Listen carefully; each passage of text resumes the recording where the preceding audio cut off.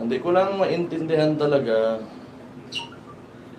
kung bakit sa dami-dami ng problema dito sa Pilipinas, why would you, like spend time and resources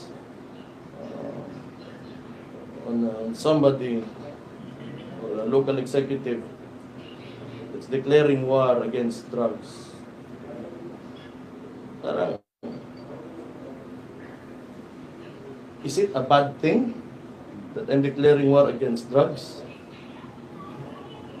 Ayun yung question dyan. So, bakit sobrang allergic sila sa platform na yan? It was a popular platform by the former president. And it still is a popular platform.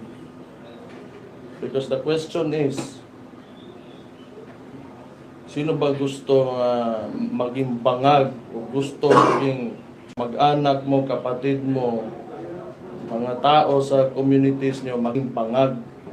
So that's why, as a local executive, in order for me to protect my citizens, either figuratively or literally, I will say that this city, or my city, is against it and is at war with drugs.